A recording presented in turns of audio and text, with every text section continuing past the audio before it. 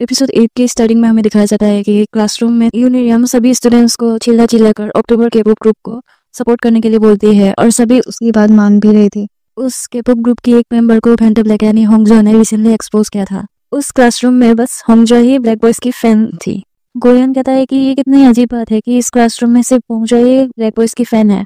तभी क्लासरूम में teacher enter करते हैं और सभी बच्चों को एक टॉपिक पर रिपोर्ट बनाने को कहते हैं और सभी को अपना अपना ग्रुप बनाने को कहते हैं और बोलते हैं कि जिन भी बच्चों का कोई ग्रुप नहीं है वो इकट्ठा होकर एक ग्रुप बना ले। टीचर क्लासरूम से जाते ही सभी अपने अपने ग्रुप बना लेते हैं पर होंगजो यानी कि गोयन तो किसी भी ग्रुप में शामिल नहीं था। तभी वो कहता है कि कोई बात नहीं है, असाइनमेंट तो मैं खुद ही बना सकता हूँ। तभी होंगजो यानी कि गोयन के साथ आकर दो स्टूडेंट्स बैठ जाते हैं, एक मोटा सा लड़का जिसका नाम देवखुन था और एक मोटी सी लड़की जिसका नाम था यूमिन।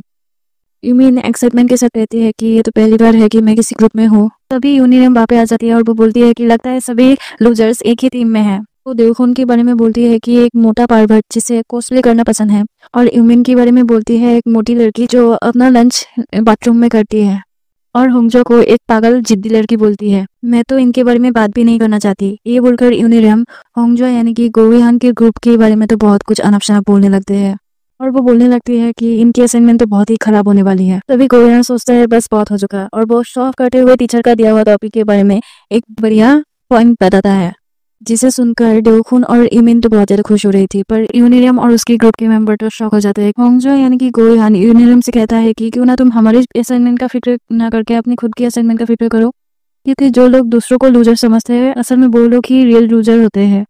और वो बोलता है कि तुम्हें दूसरों की लाइफ में इंटरफेयर करने का इतना शौक क्यों है? क्या तुम पार्वर्ट हो या फिर तुम हमें पसंद करते हो? अगर तुम हमें पसंद भी नहीं करते हो तो अपना इंटरेस्ट कहीं और दिखाओ ना। ये बोलकर होंगजो यानी कि गोयन देवखुन और यूमिन से कहता है कि चलो यहाँ से, और वो लोग क्लासरूम से बाहर चले जाते हैं। यूनियम तो होंगजो की नाम चिल्लाते ही रह जाती है। उसके बाद हमें प्लेग्राउंड का सीन दिखाया जाता है जहाँ यूमिन देवखुन और होंगजो एक साथ बैठी होती है और होंगजो यानी कि गोयन एक बुक पढ़ रहा था।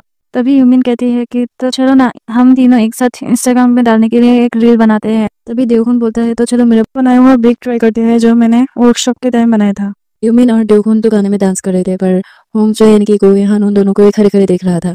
उसके बाद लंच टाइम में हमें कैफेटेरिया का सीन दिखाया जाता है जहाँ तीनों ही साथ में बैठकर लंच कर रहे थे और होंगजो यानी कि गोयन असाइनमेंट के बारे में बात करने वाला होता ही है पर यूमिन और देवखुन तो कुछ और चीजों के बारे में बात कर रहे थे।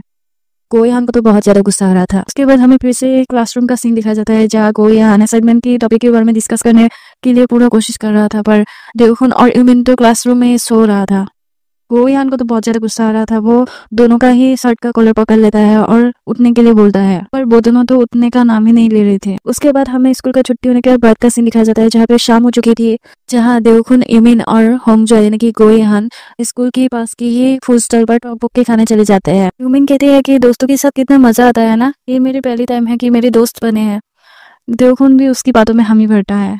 गोयन खाते हुए कहता है कि पता नहीं मैं इनके साथ क्यों आ गया हूँ, एक ग्रुप में होने का क्या फायदा हुआ, आज तो पूरा रिसर्च मुझे ही करना पड़ा। पर तभी यूमिन और देवखुन होंगजो की तारीफ करने लगते हैं पर तभी अचानक देवखुन के हाथ से तो बुकी का प्लेट होंगजो के कपड़ों में और नोटबुक पे गिर जाती है, जिस नोटबुक पर होंगजो यानी कि गोयन ने असाइनमेंट का आंसर्स लिखा था। यूमिन और देवखुन उससे माफी तो मांगते हैं पर गोयन बहुत ज्यादा गुस्सा हो जाता है और वो कहता है कि फ्रेंड्स, मैंने कब कहा कि हम फ्रेंड्स हैं, और वो बिना कुछ सोचे समझे उन दोनों को बहुत कुछ सुनाने लगता है और वहां से चला जाता है। यूमिन और देवखुन होंगजो यानी कि गोयन से माफी मांगते ही रह जाते हैं और वो दोनों बहुत शर्मिंदे भी लग रहे थे। उसके बाद होंगजो के शरीर में गोयन को दिखाया जाता है जो अपने नोटबुक को खोल रहा था क्योंकि वो तो बुक गिरने की वजह से पूरी तरह से खराब हो चुका था। तभी वहां पे यूनियम और उसके ग्रुप के मेंबर आ जाते हैं और होंगजो की ड्रेस गंदी देखकर उसके ऊपर हंसने लगती है और बोलती है कि तुम तो ये सब डिजर्व करती हो।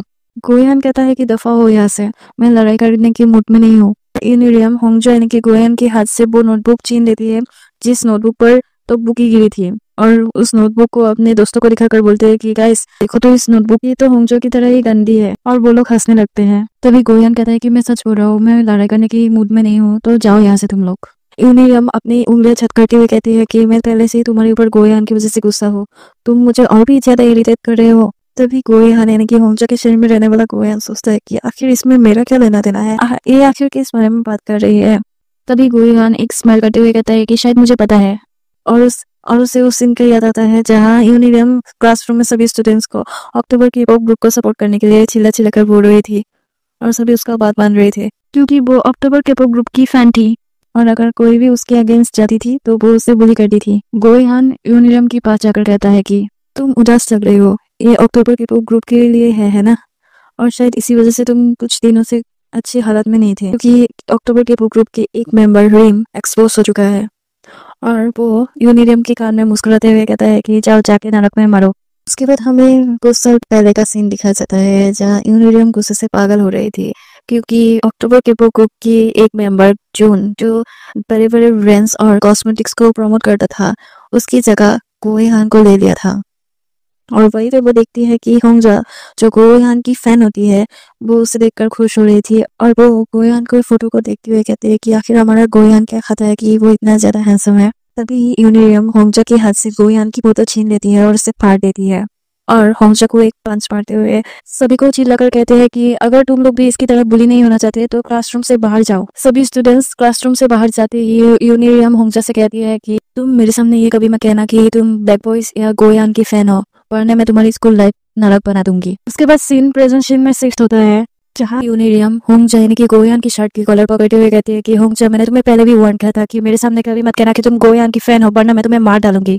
ये सुनकर तो गोयहान शॉक हो जाता है और वो सोचता है कि होंगजा इतने सालों तक इसलिए बोली होती थी क्योंकि वो मुझे पसंद करती थी। क्यों होंगजा तुम मुझे इतना पसंद क्यों करती हो? और दूसरी तरफ हमें गोयहान की चेहरे पर होंगजा को दिखाया जाता है जो बोलती है कि मैं तुमसे नफरत करती हूँ गोयहान। और गोयहान की फोन को देखते हुए कहती है कि इसकी फ्रेंड्स तो मुझसे भी कम है, ये इतना इंट्रोवर्ट क्यों है, कोई भी मैसेज नहीं कर रहा, मैं तो बोर हो रही हूँ। तभी एक कमरे में गोयहान के मैनेजर कीम आ जाता है और वो बुक सेल्फ की ओर इशारा करके कहता है कि ये सब लेटेस्ट बुक्स है, इनमें से कोई भी बुक आप पढ़ सकते हैं और पॉडकास्ट पे मेंशन कर सकते हैं। होंगजा खिड़की से बाहर देखती है जहाँ एक कपल साइकिल चला रहे थे और होंगजा कहती है कि साइकिल चलाने से मेरी तो सारी स्ट्रेस दूर भाग जाती है। तभी मैनेजर एक इंडोर बाइक लेकर आता है और वहाँ पे गोयहान यानी कि होंगजा को बैठने को बोलता है। मैनेजर होंगजा को एक लिस्ट दिखाता है जहाँ गोयहान को क्या करना है क्या नहीं ये सब कंपनी ने मेंशन किया था। गोयहान की लिस्ट देखकर तो होंगजा को झटका लगता है और वो चिल्लाते हुए कहती है कि मुझे मेरे शरीर में वापस जाना है। उसके बाद सुबह हमें फिर से होंगजा के शरीर में गोयहान को दिखाया जाता है जो क्लासरूम में आते ही देवखुन और यूमिन की सीट की ओर देखते हैं और वो देखती है कि वहाँ पे यूमिन और देवखुन के बैग्स तो पड़े थे पर वो दोनों ही क्लासरूम में नहीं थे। गोयहान कहता है कि आज इतना शांति क्यों है और वो देवखुन और यूमिन के बारे में सोचकर कहता है कि शायद वो शोर शराबा करने वाले बच्चे क्लासरूम में नहीं है इसलिए। तभी वो कहता है क्या कल मैंने उन दोनों को कुछ ज्यादा ही सुना दिया था, उन दोनों ने तो कुछ गलत भी नहीं किया था। तभी होंगजा यानी कि गोयहान की नजर खिड़की की ओर जाता है और वो देखता है कि यूमिन को यूनिरियम और कुछ स्टूडेंट्स ने घिरा हुआ था। यूनिरियम यूमिन से असाइनमेंट मांगती है पर यूमिन कांपते हुए कहती है कि उस असाइनमेंट में देवखुन होंगजा और मैंने बहुत मेहनत की है। होंगजा यानी कि गोयहान यूमिन को खिड़की से देखकर कहता है कि ये क्या, ये लोग तो यूमिन को बुली कर रहे हैं। यूनिरियम यूमिन से कहती है कि तुम्हें तो पता है ना कि मैं कैथ एंटरटेनमेंट में एक ट्रेनी हूँ, अगर मैं चाहूँ तो तुम्हें ब्लैक बॉयज की वेटिंग रूम तक ले जा सकती हूँ। होंगजा यानी कि गोयहान जो ये सब खिड़की से देख रहा था वो कहता है कि आखिर तुम्हें किसने कहा कि तुम ये सब कर सकती हो?